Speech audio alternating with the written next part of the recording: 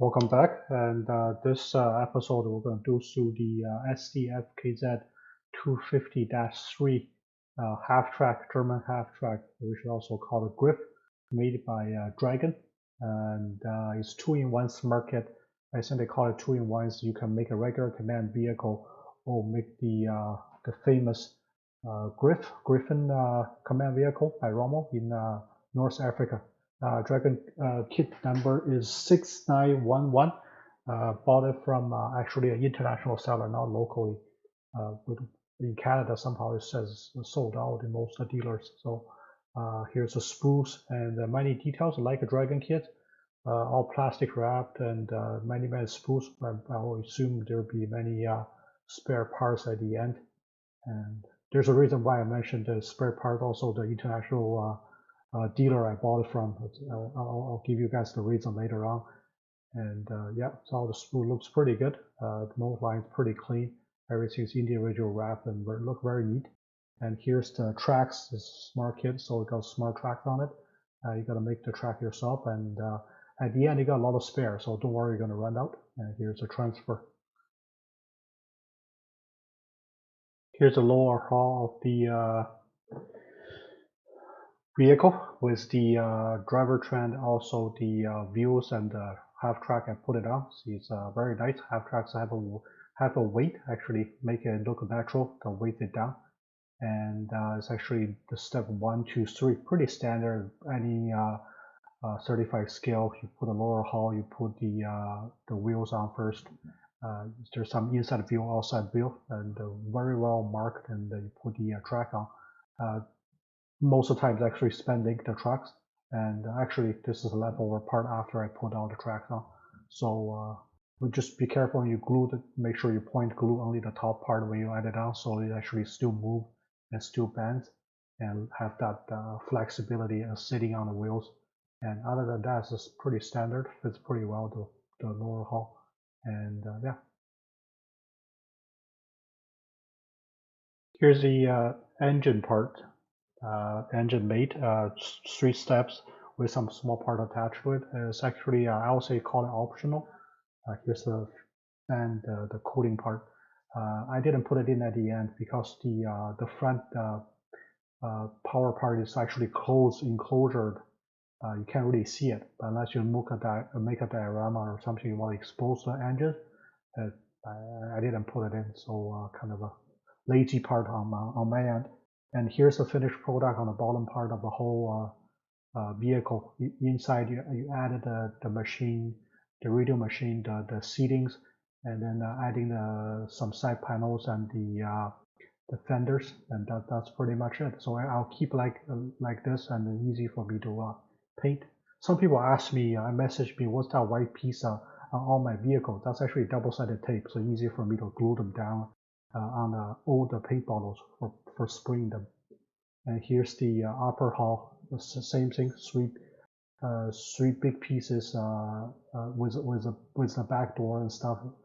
Just had to put it together. Pretty standard, and yeah, follow the instructions. And there's some changes on the something I noticed on the instructions. I'll talk about it later on when I don't do the whole review, but putting things together is a very, very nice kit. Okay, top and bottom all together. It's not glue. I just put it on. You can take it off for painting.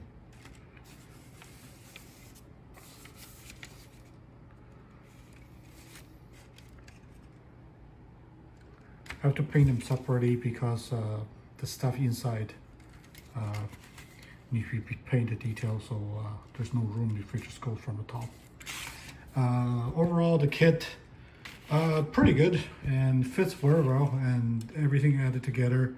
And actually, there are tons of leftovers. There's an upper hull, there's a bottom hull, and there's a bunch of other stuff left over.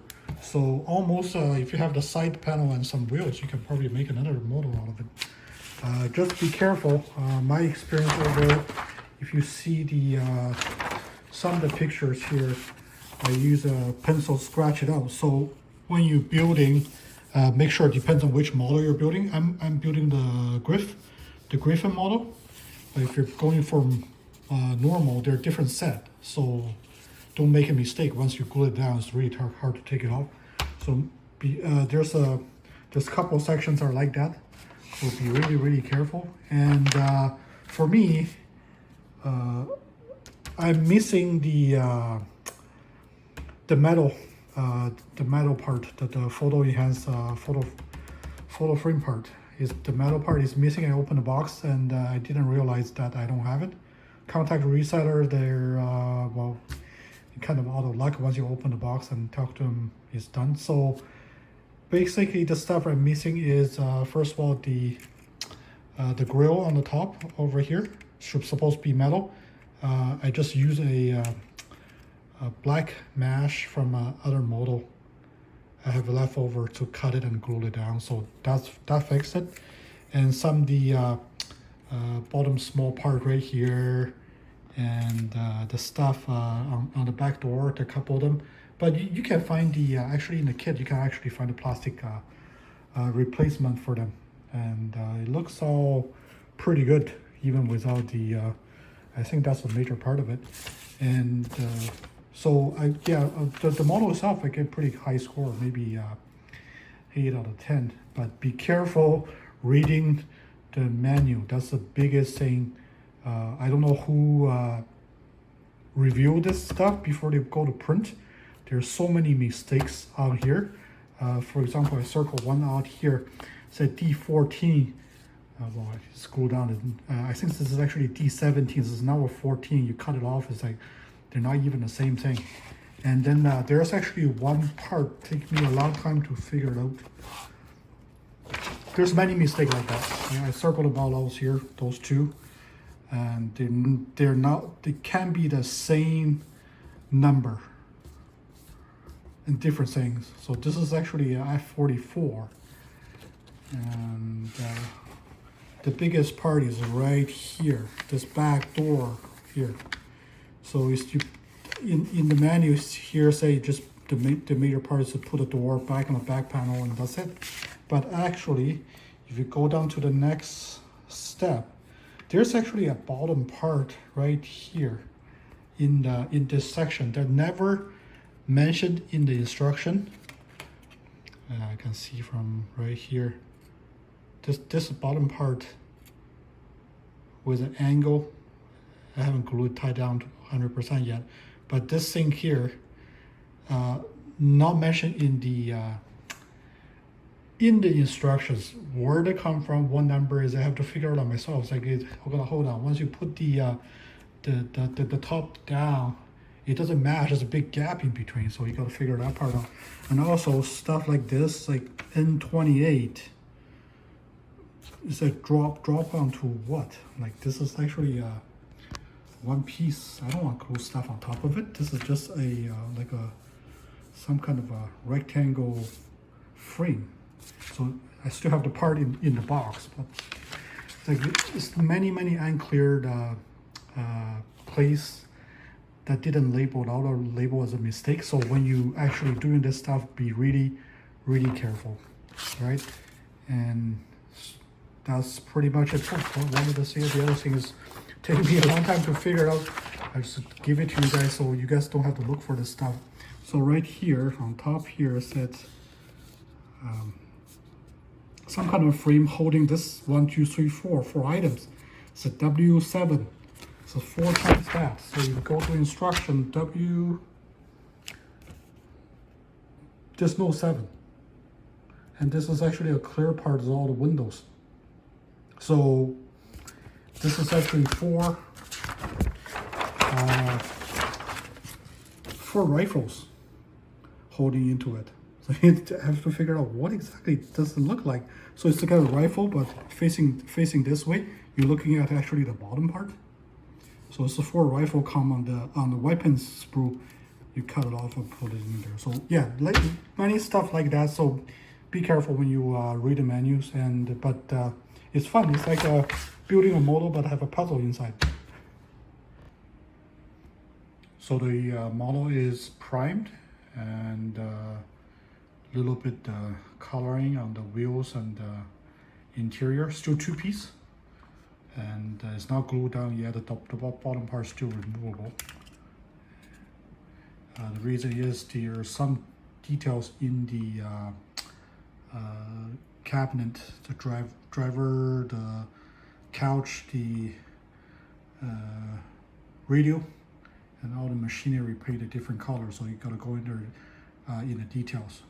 So there's still two parts.